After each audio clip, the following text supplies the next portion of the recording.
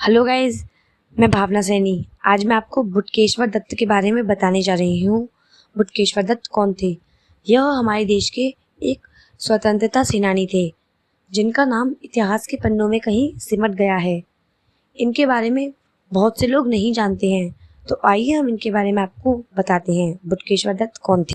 8 अप्रैल 1929 को दिल्ली की केंद्रीय विधानसभा शहीद भगत सिंह के निडर साथी 19 वर्षीय लड़के द्वारा दिए गए इनकलाब जिंदाबाद, क्रांति अमर रहे के नारों से हिल गई थी। बटुकेश्वर दत्त का जन्म 18 नवंबर 1910 को तत्कालीन बंगाल प्रेसिडेंसी और वर्तमान पश्चिम बंगाल में वर्धमान जिले के खंडगोज गांव में हुआ था। उन्होंने थियोसोफिल हाई स्कूल में अध्ययन किया था और पृथ्वीनाथ कॉलेज कानपुर से स्नातक किया था। अपने कॉलेजों के दिनों में वे शहीद भगत सिंह के संपर्क में आए थे और उनसे हिंदुस्तान सोशलिस्ट रिपब्लिक एसोसिएशन में सम्मिलित होने के लिए प्रेरित हुए थे। वह नौजवान भारत सभा के सदस्य भी थे। जैसे जैसे समय बीता वे एसोसिएशन के सक्रिय सदस्य बन गए तथा भगत सिंह के और करीब आ गए थे। घटना वाले दिन बटुकेश्वर दत्त ने भगत सिंह के साथ में 2 हस्तनिर्मित बम फेंके। उन्होंने इनकलाब जिंदाबाद के नारे लगाए और दर्शक दीर्घा से पर्चे बरसाए।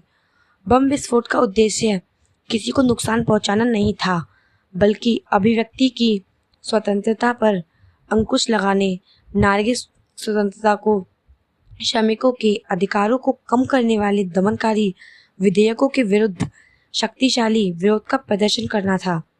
उनके अपने शब्दों में, यदि बधिरों को सुनना है तो आवाज बहुत तेज होनी चाहिए।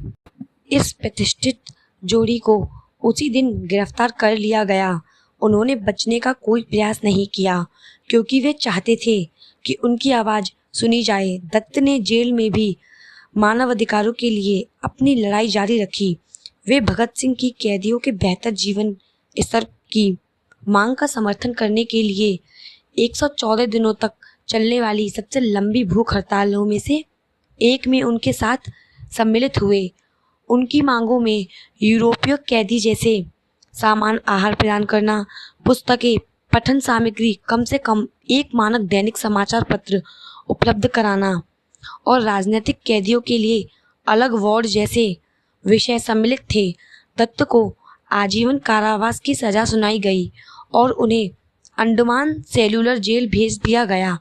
अंडमान में दत्त ने राजनीतिक कैदियों के अधिकारों के लिए लड़ाई लड़ी और अधिकारों द्वारा किए गए अमानवीय व्यवहार के विरोध में भूख हड़तालों में भाग लिया।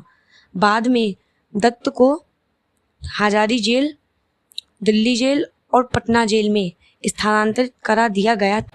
दत्त को 1938 में पटना जेल से रिहा किया गया। उन्हें तपेदिक सहित कई अन्य बीमारियां थीं।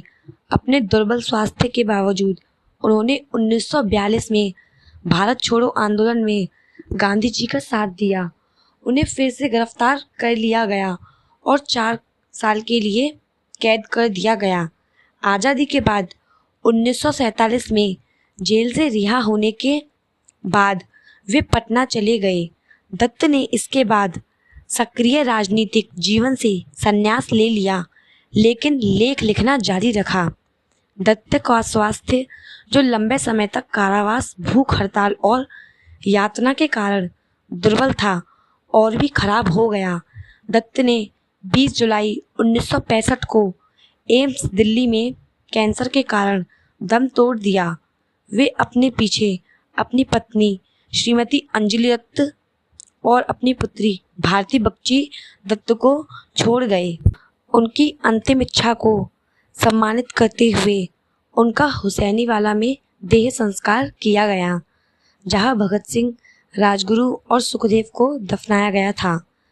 अगर आपको वीडियो अच्छी लगी हो तो वीडियो को लाइक और चैनल को सब्सक्राइब जरूर कीजिएगा और कमेंट में बताइएगा आपको हमारी वीडियो कैसी लगी।